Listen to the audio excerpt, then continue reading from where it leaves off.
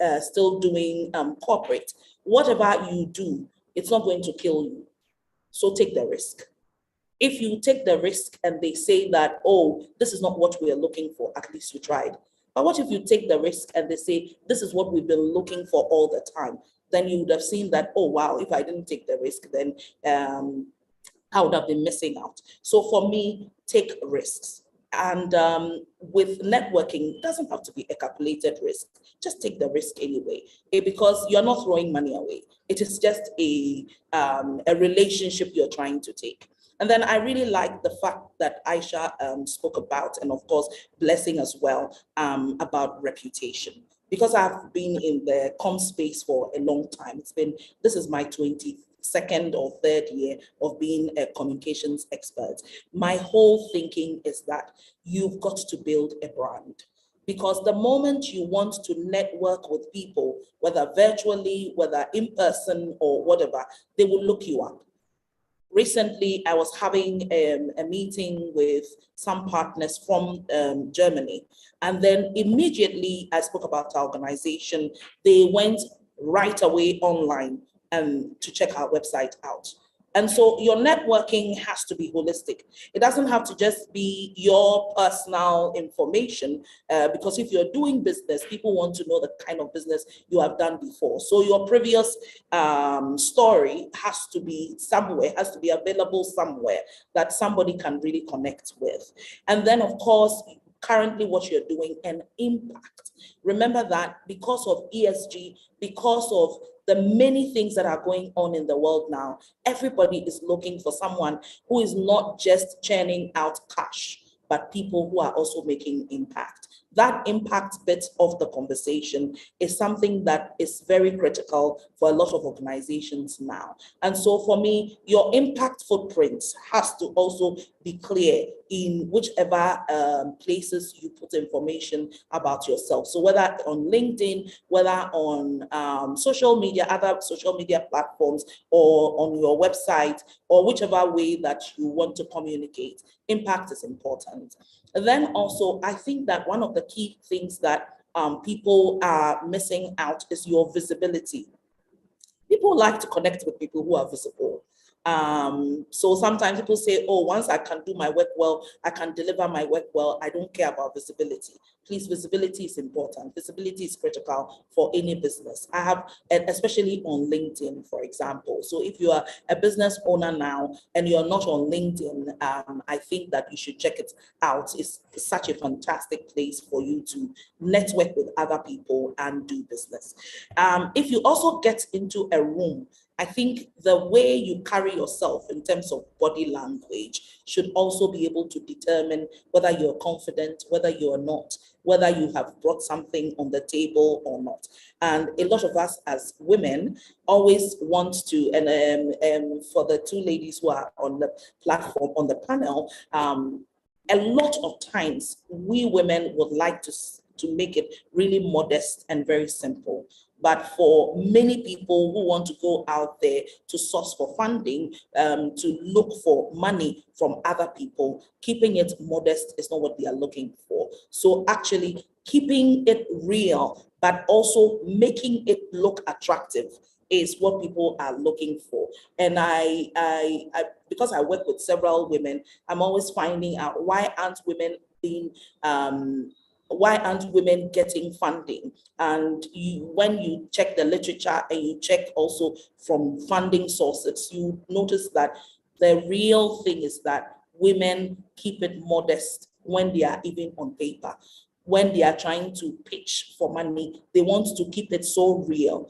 But many men actually get the funding because they may need just 1/3 of that money, but they have spoken about 3/4 of the amount. They are looking for 3 times the amount as compared to we women who will keep it even a bit lower than what we really need. And so we need to be able to face it, to keep speaking to ourselves and telling ourselves that this is it, this is what we want. Exactly what do you want? Go for it. And you can go for it in diverse ways, in person, virtually, and anywhere that you're looking at. Nothing will bite you. Nothing will take you out of the competition. Just go for it. Thank you so much, Adelia, for that very extensive response to my question. And you mentioned the part about whether it's in person or whether it's via any digital means. And I'm going to be starting with Blessing, because a lot of the women here, we've been talking to them about getting into emerging markets, exporting their businesses beyond their own local environment. So we wanted to, because of, I mean, you're probably in Nigeria and you're trying to network with someone in Ghana and you're most likely not going to see them in person. So can you tell us what are the ways to go through this digital networking thing so that the women are able to know how to do this moving forward? I'll start with Blessing. Okay, I mean, for me, I think that thanks to the internet, social media, and everything that exists now, a lot is borderless. It's become so, the walls of the world has sort of shrunk in a way, and so it's easier to reach people. I remember during lockdown, one of the persons that I used to read about was Seth Godin. I loved his books. I used to read about him. I consumed his interviews. And one day I sent an email to him having a conversation about something that he had done. And we went into, a logical conversation about something that he had said. And next thing I know, we were able to lock down a date and have an event together. And fast forward 2 years later, I've gone ahead to do some work with him. We've built a relationship. Things are just so much easier and better because I had the guts to send an email and ask a question or question a thought or do it back and forth on a conversation. My point is everybody is a human being. And once you think about it that way, it demystifies everything. They're human beings. Beyonce is a human being. The president is a human being. All these people are human beings. They have needs, they have wants, they have things that they can offer. And once you approach them as human beings, you stand a better chance to gain from them. A lot of times, one of the that I noticed just go straight and the next digital relationships and friendships or connections or reaching out for funding or partnerships. The first thing you might want to do is ask for advice. I find that when you ask for advice, sometimes you might end up getting money, and if you ask for money, you might end up getting advice. So sometimes you could just ask for advice. You could just be like, oh, somebody, first do your research as well. So first do your research. Ask yourself, who is this person? What has this person done? If there's a question I have, has this person answered it before? The way they answer a follow-up question. So you can reach out and be very specific about if it's a compliment you're giving, be very specific about how you're giving that compliment. If it's a feedback or something you're saying, be very specific about it. So you can say, oh, hello, I read your article on XYZ, and this particular line in the article stuck with me. And because of this particular line, I wanted to follow up to have XYZ conversation about this. Could you spend me 10 minutes? Don't go there asking for 1 hour. I don't know you. We never had a conversation before. Why would I want to spend 1 hour of my time, which is a resource I can never get back, talking to you? Don't go in and jump in and ask for mentorship if what you really have is one question, right? So sometimes I find people just be like, oh, hello, ma, can I be your mentor? Can you be my mentor? And I'm like, we don't know each other like that. I don't even know if you just have one question that you want to ask me. So start with that question and say, hello, I've read about XYZ things that you've done. I've seen you spoke at this event today, and this particular thing you said stood out for me. I have this follow-up question because in this personal thing that I do, this is how this goes. And as soon as you say that and you ask that or you comment about that, the person is more interested to give you feedback. And the best part is if you take their advice and you go and you come back and say, okay, this thing you said to me about this last week, I implemented it, and this is this. They're more likely to help you even more. People want to help. They want to be part of your success story when you give them the vibe that you can become something if they help you. And so those are tiny things that you just need to know that would help you in connecting. Another thing you can do is consistently engage with the content of the person you want to. They may not acknowledge you in the first week, but after 3 months of engaging, liking, commenting, responding to their stories, responding to their LinkedIn posts, commenting on their LinkedIn newsletter, they will notice you. At least they will know you by name. And somehow the brain just tricks us to feel like we actually know each other. I know how many social media friendships I have built, and I wasn't working hard at it. I just really liked the person's content. I was genuine about any compliments or feedback or conversation we were having. It wasn't disrespectful, and it just naturally became something. And next thing I know, I'm friends with somebody really, really important. I didn't even know they were important in the first place. And so these kind of things happen.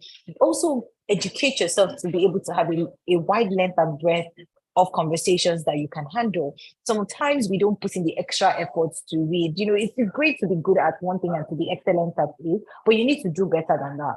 Yes, be great, be master of one thing. However, be great, be excellent at one thing. However, just sort of know tiny details about other things, right? So even if you don't know about it, be curious enough to want to ask questions about it, so that when they're talking about whatever big conversation they're having, let's say they're talking about cryptocurrency and you've never heard anything about cryptocurrency before, because you don't know, you can ask questions and say, oh, okay, I'm in the fashion space. How do you think cryptocurrency can actually help my business? And they might be willing to share because of your curiosity. Also, just as I say, always just position your mind to be in a given space and to be curious. Creating content as well is such a great thing, because if you create content, people begin to access and just sort of, when they go and they click on your profile, this ties back to what Odelia said about visibility. If I see you constantly engaging with my page and I click on your profile, I want to go and see something. And you don't have to, I always say you don't have to be an expert to share. Yes, it's great to do the work, but it's also really important to show your work.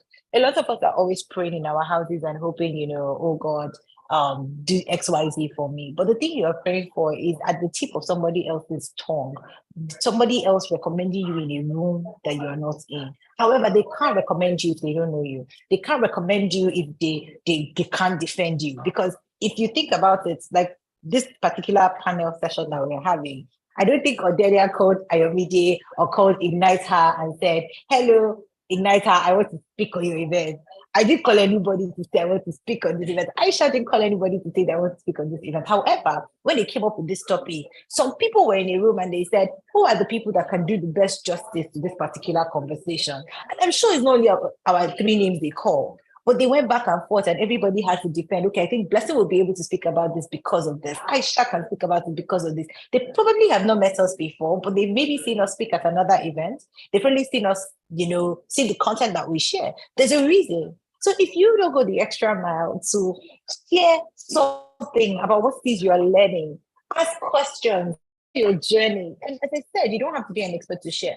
Just be curious enough to share what it is that you're learning, what it is that you're going through. Not personal, it doesn't have to be personal. It could be around work. Share your journey, share your learning. If you don't feel confident enough to share, invite thought leaders to come and share. Ask those thought leaders questions and share what it is that you learn based on the solutions they've given you.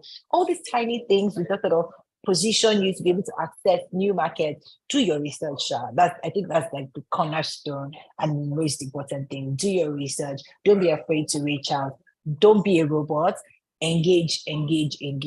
Also, when you start to share, don't just talk at people. Talk, listen, engage, be curious, ask questions, come back again, talk, listen, and just keep that cycle going. I think that those are some things that would help. And if there are friends that you already have that can introduce you to people, don't be afraid to ask for introductions. But most importantly, when you reach out to someone on LinkedIn or a stranger that you're just building a relationship with for the first time, just, ask for a short period of time. Ask for 10 minutes, after 15 minutes, go on a conversation with the person, or be like, oh, can I send you some coffee so we could have a coffee chat together? Just tiny things like that. I think it could make such a big difference in how you engage with people online.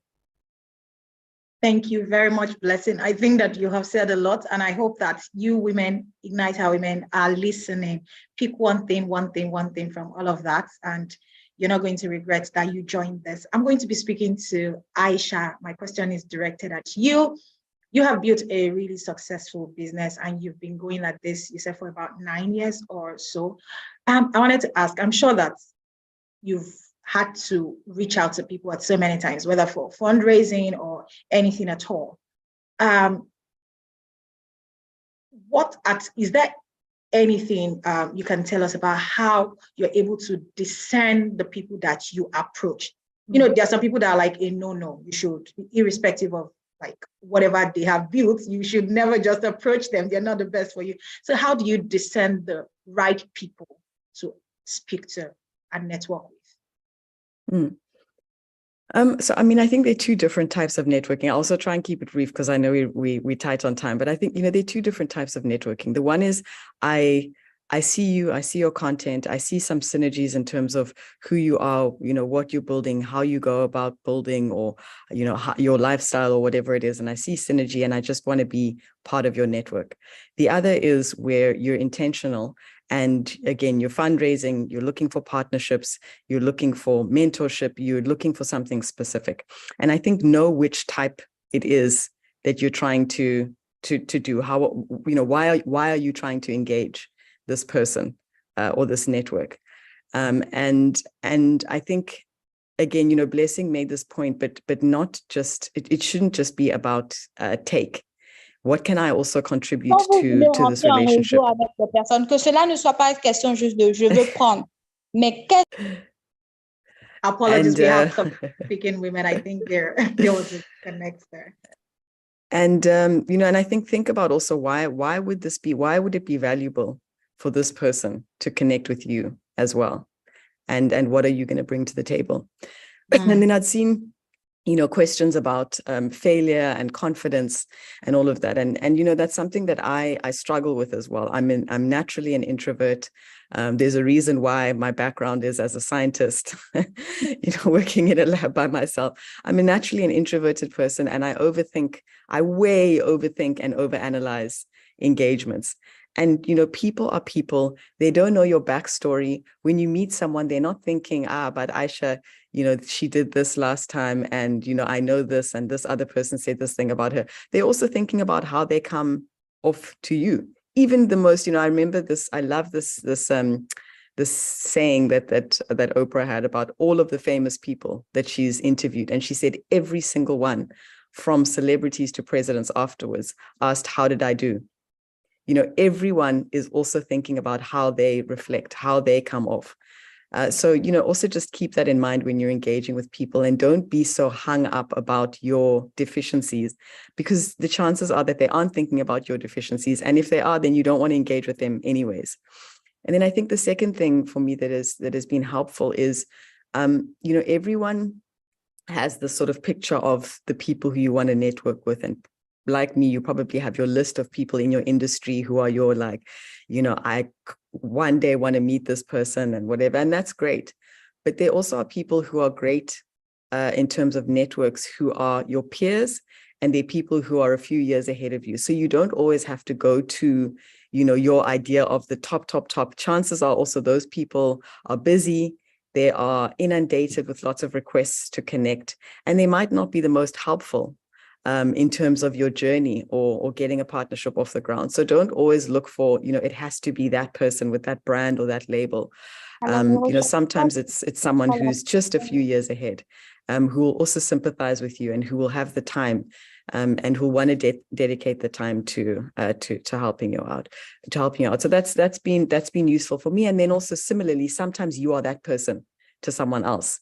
And, again, networking is about giving. And sometimes people want to network with you, and you are the person that they want to connect with. And you're so busy looking, at everyone else. So also make time for, bringing other people up with you, making other people part of your network. You don't know who they will engage with, again, further down the line, and how that can contribute to your reputation.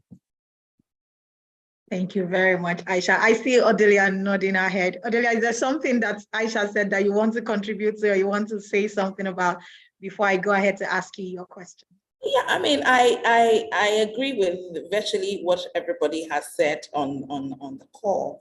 The fact that people are different. There are people who are introverted, and therefore, when they get into the room, they may not necessarily be bubbly, and they may not necessarily be willing to hear you out. And I like the fact that Aisha spoke about different stages of networking. This Sunday, I went to church, and then my pastor says, you are working so hard. I think you will be very successful at everything that you're doing. But remember that after 60 years and beyond, you need friends. You need people who are below you that will still keep the fire ignited and to make you feel young. You need your colleagues, but at a certain age, you may not find them again. And then you need children who will actually crack the jokes for you to laugh. So you need different sort of people to network with, especially connecting it currently to your goals in terms of business, connecting it, of course, to your retirement, and then connecting it to the fun aspect of your life, because everybody needs to have some fun. So it shouldn't be just about work. It should be about many other things that makes you stand out as a person or that can help you. I will add that many a times we may be wanting to connect with someone who we don't know, and cold calls can be difficult. And so why don't you network with people in that person's organization who will be more willing or even will feel privileged to network with you, to start the conversation, than to go straight away to the oga at the top or to the woman at the top. I've done that severally when I was actively involved in journalism. I will go to the organization and ask that I want to speak to the secretary and make the secretary feel very important.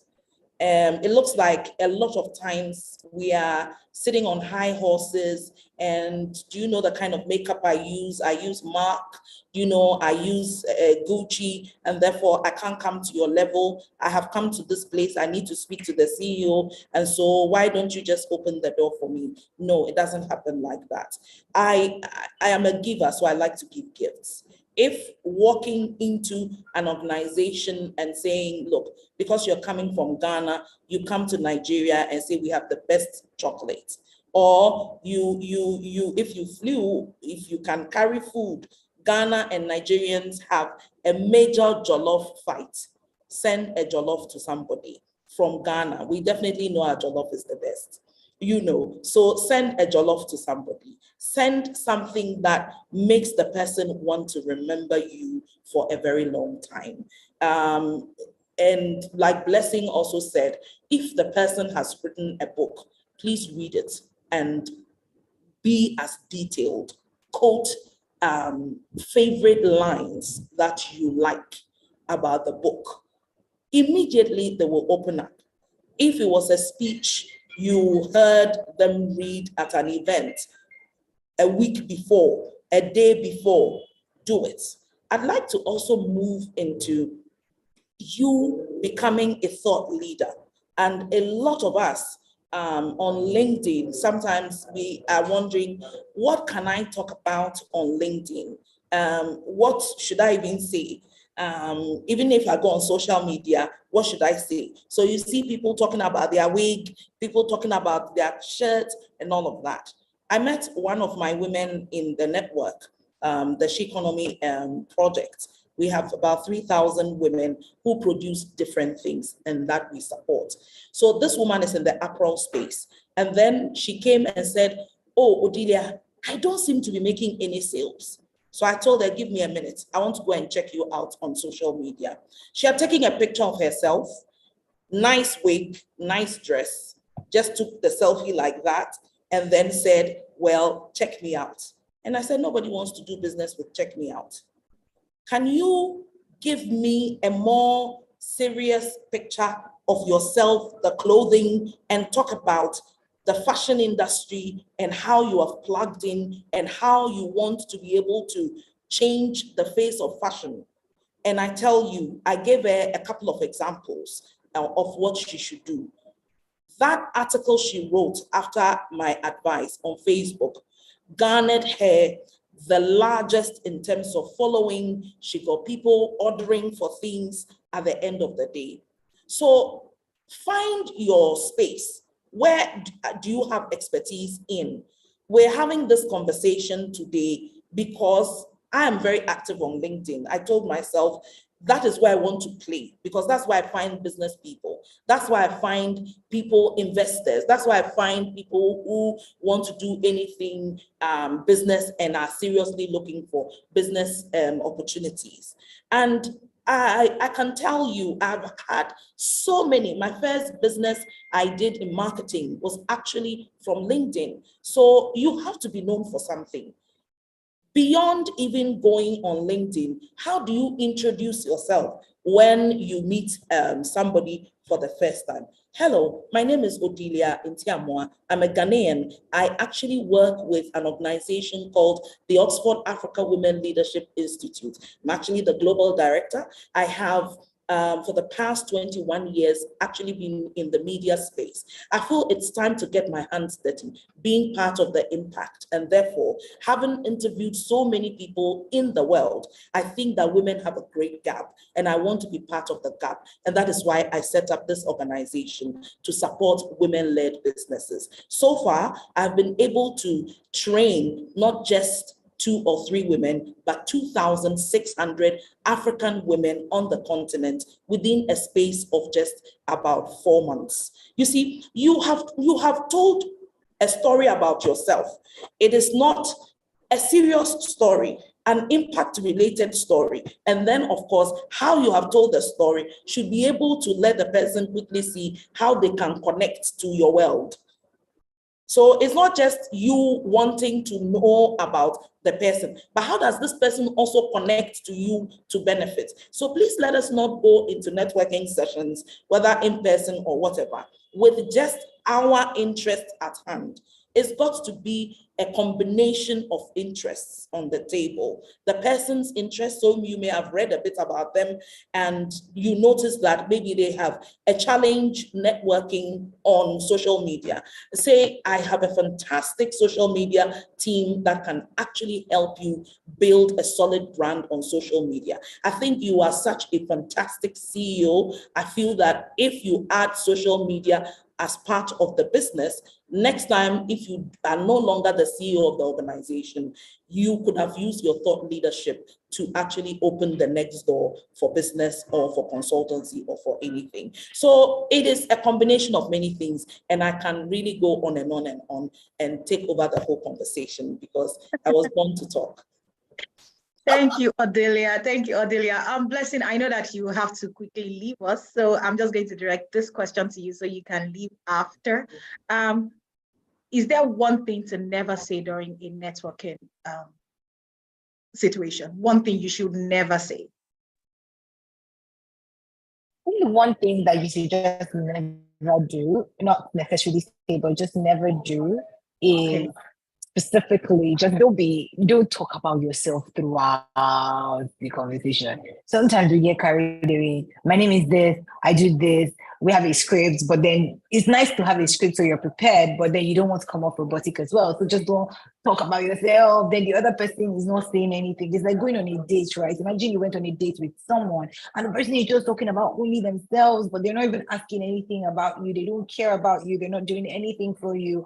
You will get bored. And that's not what you're trying to be when in a networking conversation. Another thing to never do is just don't take people's contacts and cards and keep them in your house and have like this stack where you're designing cards that you collected from networking events.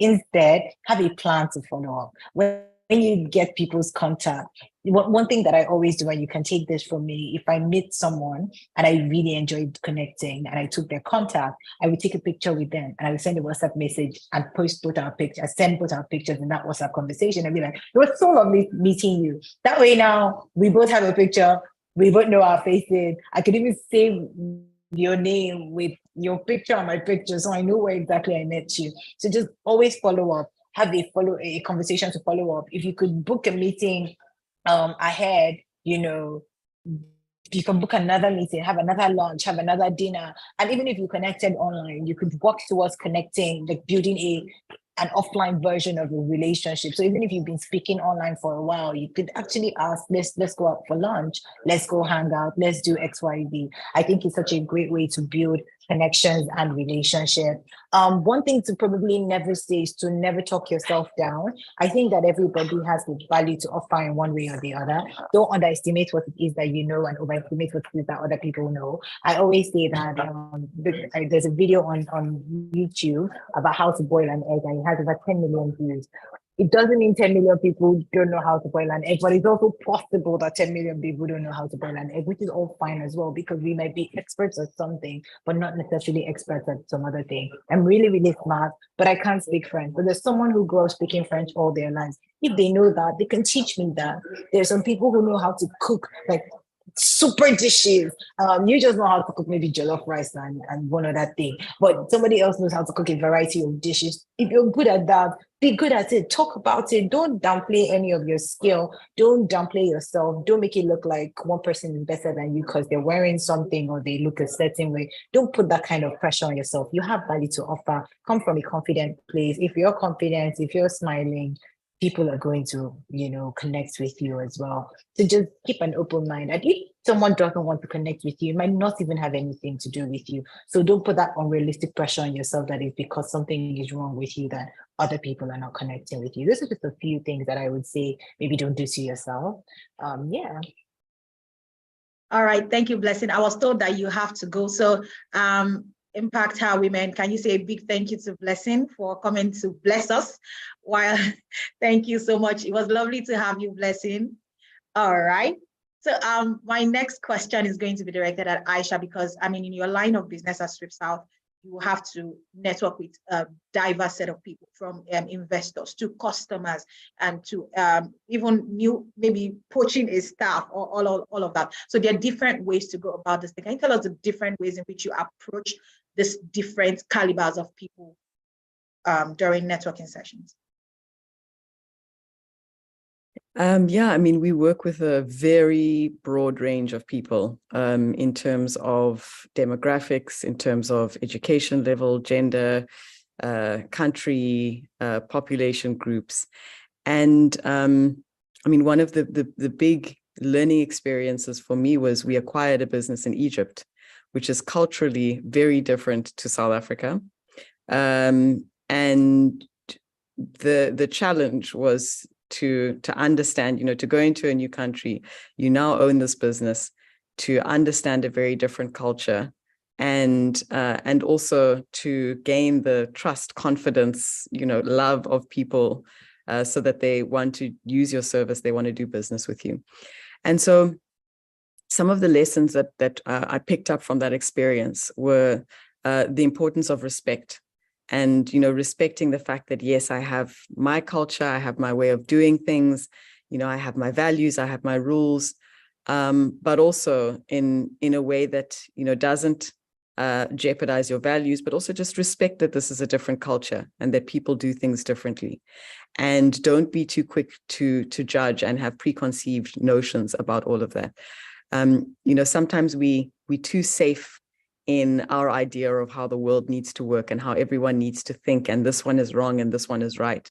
And I think if you put away all of that, and I think the most core values are just basic things. I don't want to, I wouldn't want to treat people in a way that I don't want to be treated myself. Love, respect, compassion, courage. There isn't really much more than that. So, really just respect people, even if the culture is very different from yours. I think being humble also important. I think particularly on the continent, people, sometimes and South Africans often get accused of having an attitude where we think we're better than everyone else. And I think, why? For what reason? So, just approach engaging with people with humility. And then I think, listen. So that's something that has really come across multiple times during the session today, and the importance of listening, because I would much rather, I know who I am, I don't need to talk about myself. I would much rather learn from you. I don't know you the first time we meet.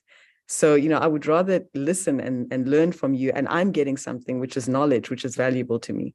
So the importance of listening and valuing the knowledge that you get from other people.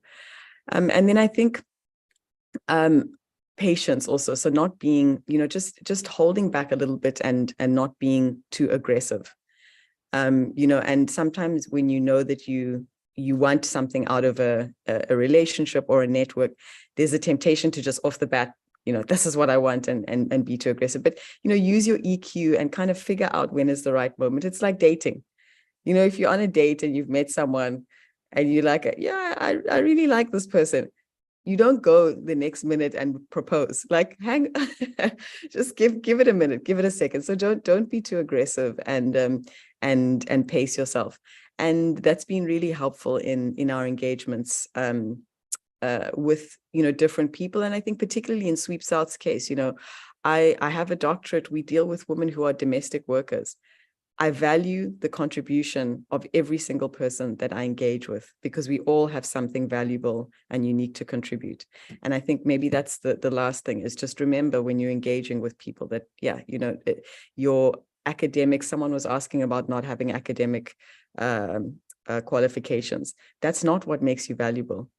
It can be the knowledge that you gain from that experience, but it's not what makes you valuable. So figure out what is valuable about you, and then be really open to seeing the value in other people as well. Thank you very, very much. I quite like the last part about figure out what is valuable about you. It doesn't have to be what you think it is. It does, or what you think you don't have. It doesn't have to be the fact that you don't have an education or anything. Figure out what is valuable about you. Thank you so much, Aisha. I'm going to be asking Adelia the last question, and I think Aisha can also weigh in on it when she's done. Is there any specific mistake or a lesson that you learned maybe early in your networking experience that you'd like to share? It could be a mistake, it could be that's taught you a lesson in the years that you've had to work in your networking experience. Yeah, I have learned a lot from my journalistic life, and now doing business to support many people. I think that keeping relationships is very important, and being known for something is critical, so that even when you have to migrate from a particular thing that everybody knows you for to something else, because you have integrity, because you have relationships, you are able to carry that constituency you created into the new thing that you're doing, because they know you for a particular thing. They know you for integrity. Integrity is very critical. Many people have actually networked with people, found new relationships, and actually ruined it completely, that people just do not want to hear about them. Our organization was formed in April, and within a space of six months, we've been able to get women in business from 36 African countries and 3,000 women in total. I think that all of this is possible because of integrity, because of past track records. And so track record is important. Integrity is critical, because many people, especially for people who want to do business with people in Africa, and the so-called perception that goes with us as Africans of corruption, and of course, people not being really straight when it comes to business. I think in dealing with people, both internally and externally, we should be able to demystify all of that by keeping a proper track record that people can so connect with and want to hang on to do other things with you that ideally they may not have even done with other people. Once people know that you have integrity, and I'm still coming back to the integrity matter, once people know that you have integrity, they want to even give you things that they know you are not an expert of. As a journalist, my husband got his first construction business on Facebook, and it was because the gentleman was willing to give him money without seeing other work he had constructed, because he felt that he knows his wife, his wife has integrity, and this man is not going to run away with my money. And I will tell you the truth. My husband had never put a block on another block or put mortar anywhere. But he took this money and delivered.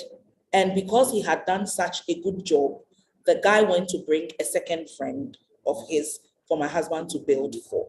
So your integrity could actually become a trump card for even your children and the next generation. So whatever things that you're doing, have that at the back of your mind, that it is not just about you. It is about the next generation. It is about somebody who even hears about your surname and thinks that, wow, once this surname is involved in this business, it will work. And, you know, because we are Africans, these things are really important. Name and tradition and all of that. And therefore, we need to be very, very truthful to ourselves as we do business, as we connect with people, so that whatever things we are actually saying we will offer, whatever things we are actually saying that we will do, we actually deliver. If we are not able to deliver, let's still keep the communication lines open. Why we were not able to, and probably how we are going to bounce back with even a better service. So that at the end of the day, the person knows that even though you didn't deliver on the original timeline, or you didn't deliver or because they gave you that powerful opportunity, even when you asked for a bit more time, you delivered better results than the previous one. So for me, I will end it here by saying that let us not run to make many friends if we think that we are lacking in integrity. We have to find a way of cleaning up the integrity space so that when we decide to do business with anybody, they are looking at the space and saying that this is what this person is known for. And their word is, they are bound by their word, and they are actually doing what they say that they can do. Yeah. Thank you very, very much. Thank you very much. I like the part about the integrity part. I don't know if Aisha has anything to say in addition to that. Yeah, I think, you asked about mistakes that we'd made. And I think that's important. Again, I always want to be very conscious as an entrepreneur who's building in public to not pretend that I haven't made mistakes.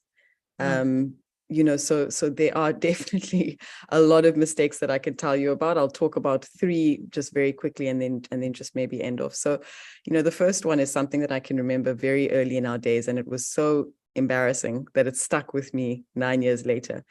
When we wanted to sort of get out there, as a brand, we decided to build a mailing list, and this was before people were using tools like MailChimp. And so, it was, I'm going to individually email everyone, and I copy and paste across.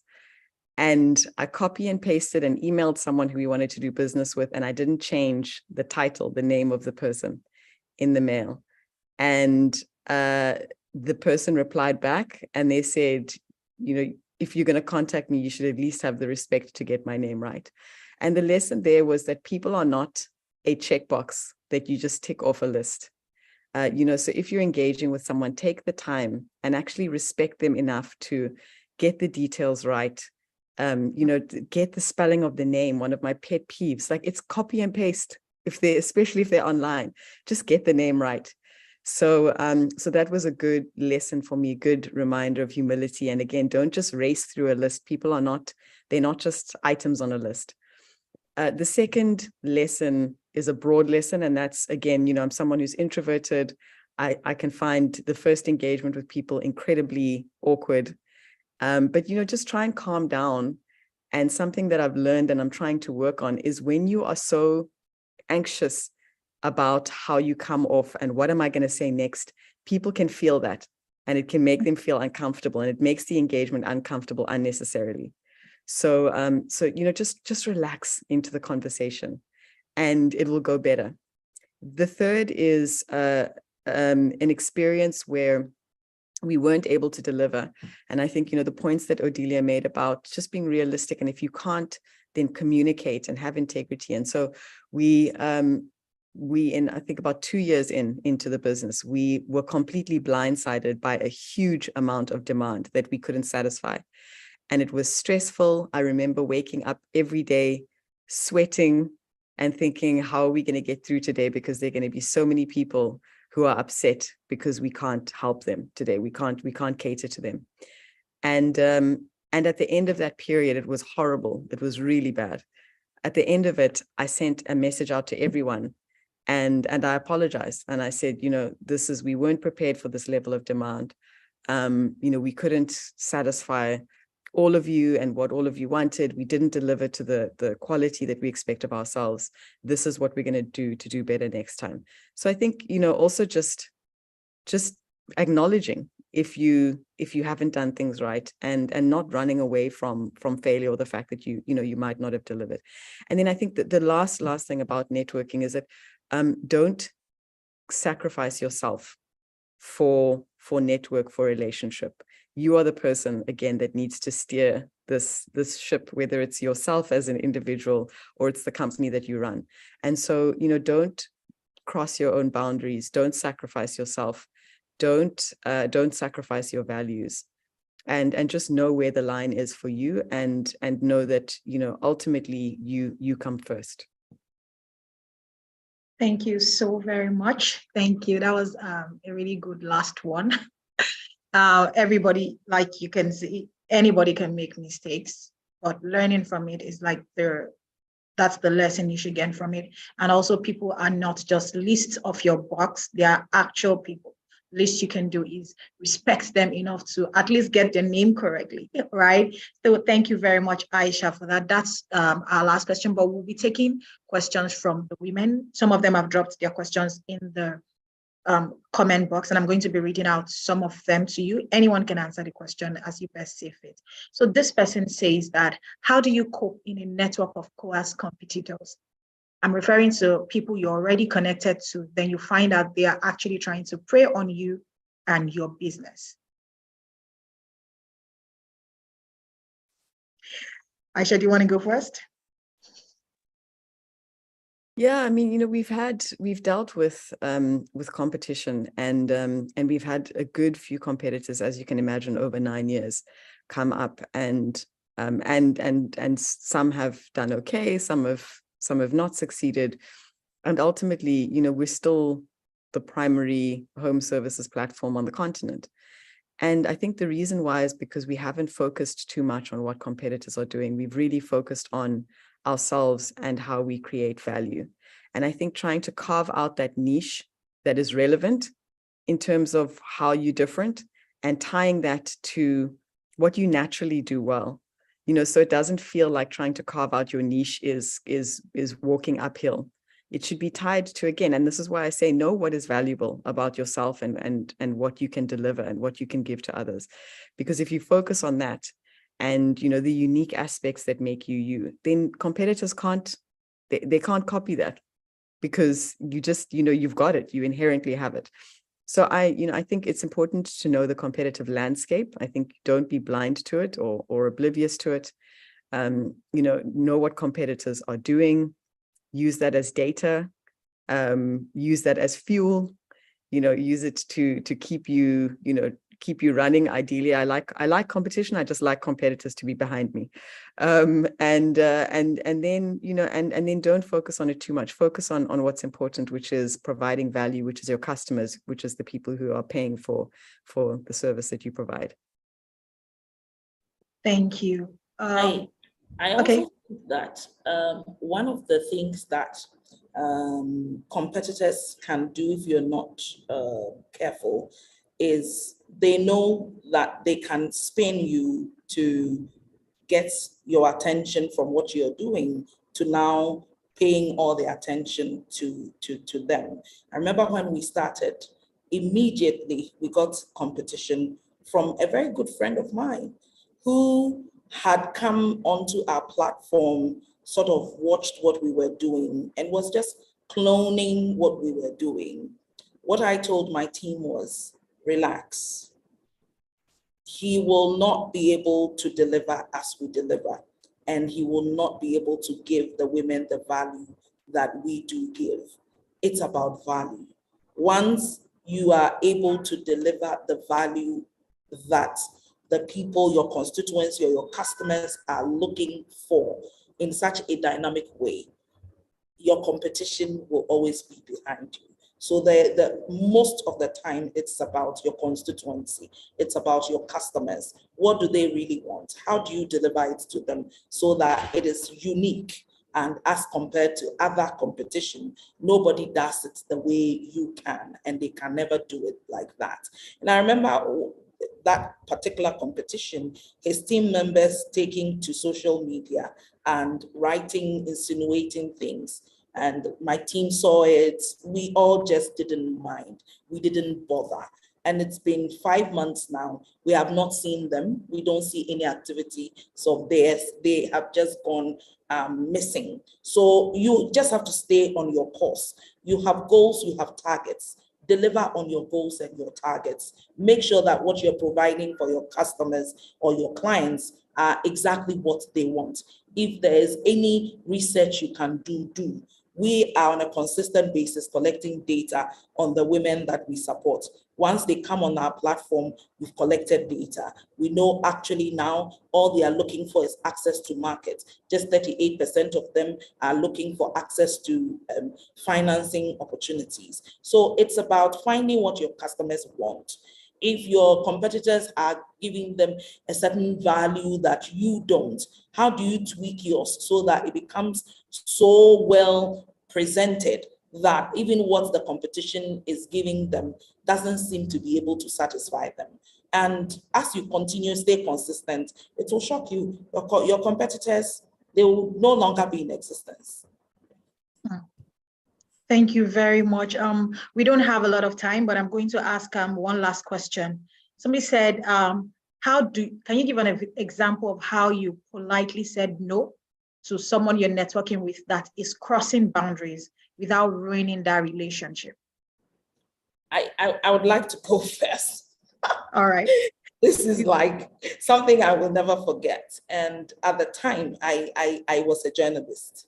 I had been invited by a minister to go to his constituency. So in Ghana, you can be a minister and then you can be a parliamentarian as well. So this minister invited me to his constituency to cover some stories. And because I do mainly development stories, he wanted to take me to his constituency. Just when we got there, I began to pick signals that this guy didn't actually bring me here for a story. So he decides to keep us in his apartment instead of a hotel. And then apparently he's sort of like teamed up with my cameraman, and it's like my cameraman is now asking, oh, can you just loosen up for this man a bit so that we can get money to be able to go away with. I knew that both of them had crossed the line, but I was virtually trapped because these are all men and I was the only woman. So I needed to be very tactful in order to actually get out of the situation. And so I called my father and then I said, look, this is the situation I find myself in. And then she said, everybody who is in that kind of business, if you pull out the religious card, they will soften up. And it would be like, oh no, it's like I'm sort of dealing with a holy person and I'm the sinful one, and they will back off. And it worked. So I told them that, unfortunately, I'm not the kind of person who is into that kind of business. I'm a Christian and I really can't do that.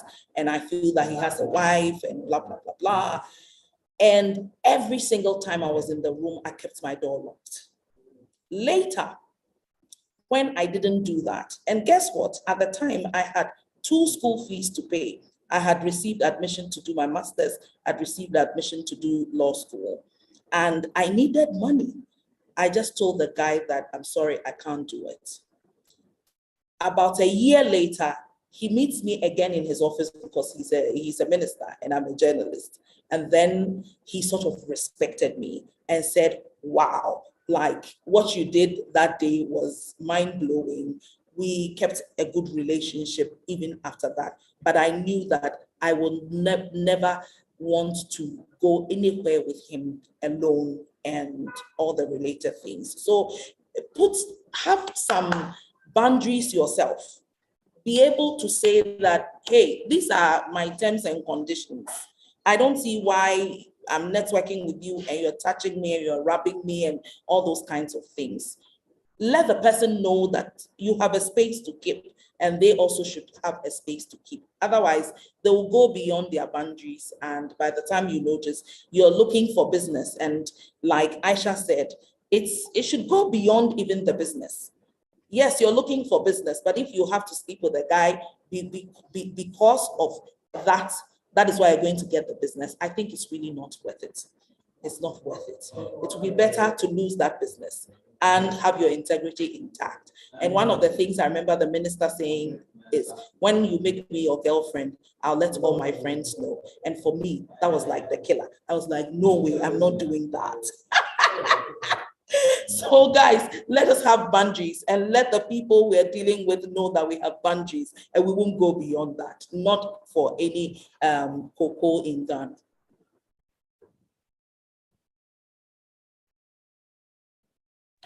Wow, that I don't know. That is, I mean, that's such a tough one, and I haven't had an experience like that, and I just think also, I mean, it's such a shame that women still have to deal with this sort of thing in business, where you're just minding your own business, trying to carry out your career, and you have to deal with this nonsense. So, you know, but I would say one of the things that I struggle with is just in general saying no. And what I try and do is put myself into other people's shoes in that case. And so if someone was saying no to me, how would I appreciate them saying it? And also, would I appreciate them, you know, wasting my time and sort of, you know, stringing me along? I wouldn't appreciate that. So I mean, I even use templates sometimes, as in, this is my, you know, my template for saying, thank you very much, you know, really appreciate what you're doing, but the timing is not right, or it's not for me, or, you know, or maybe another time. So that's one. And then the other thing is, I think, yeah, just generally going back, and, you know, again, I just think Odelia's story is incredible, but just know what your boundaries are and what your values are, and don't sacrifice those things. You have to live with yourself. You have to live with your reputation. You have to live with the things that you do.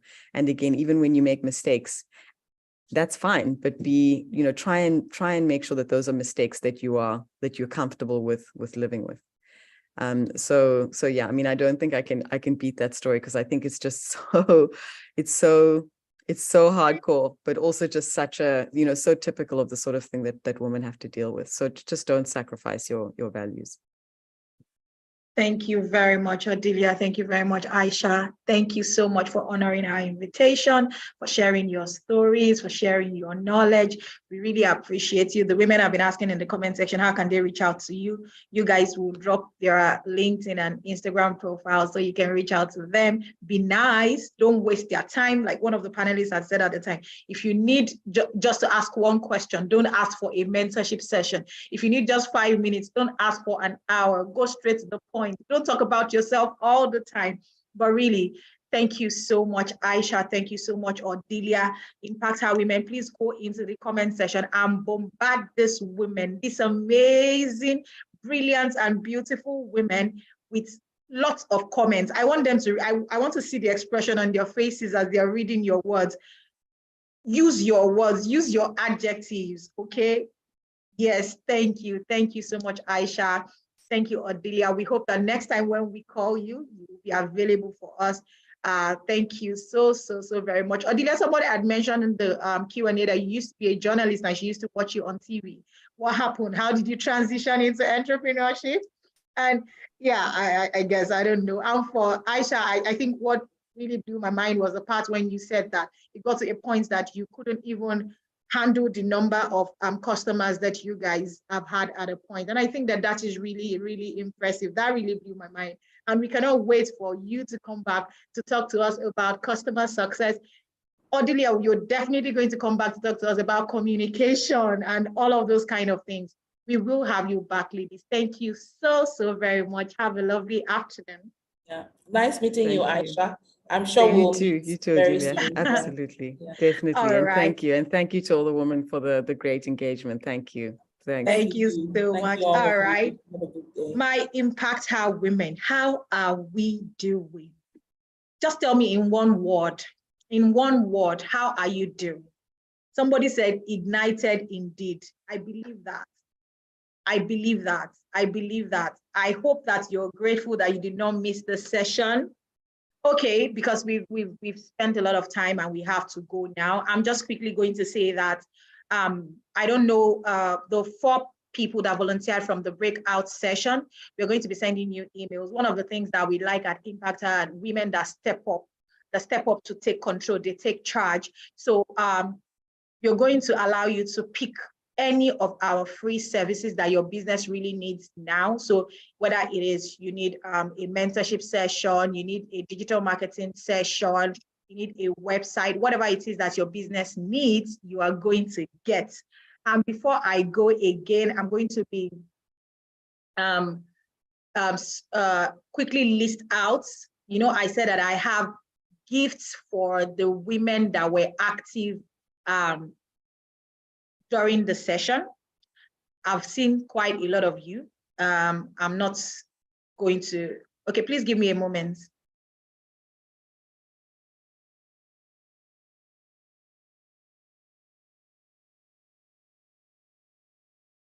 I'm trying to pull out the list of the people that were active yesterday. Before I do that, I'm going to tell you that tomorrow, I need you guys to come out early. Tomorrow, we are going to have fun. Tomorrow, we are going to have the virtual showcase. I'm sure that a lot of you have received the messages. So if you want to showcase your product, you want to showcase your services, please respond to that email. We are just going to have fun. We are going to have quizzes. You're going to be winning a lot of prizes. So come tomorrow and be ready, okay? You don't want to miss tomorrow's session. So now I'm going to be listing out the lucky winners, and these people, the reason why they are being chosen to get these freebies is because they were active. I kept seeing them in the comment section. So there's Rose Akuku, there's Clara Epot, there's Fiban Ibizube, there's Blessing Ogbe, there is Lisbeth Amshau Salifu, there is Yolisha, there is Blessing Okoye, and there's Lilia Mposha. So if you heard your name, you have just won yourself a free website from IgniteHER.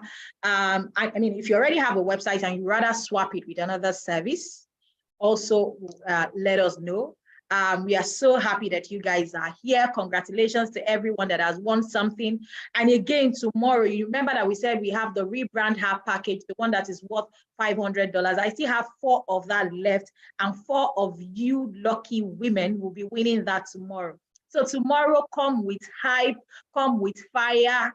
I want to see you ignited. And lastly, again, thank you to everyone that went on to like our social media posts and all of that. Please, let not be this last time. If you don't like our post, Instagram has an algorithm. They won't bring us to you, okay? So please seek us out, like our post, comment, engage, share, okay? There's still so many things that we have in store for you this year. And the only way is for you to follow us on all our socials. I hope you all have had a great day today. It was lovely to be your host, and see you tomorrow. Bye.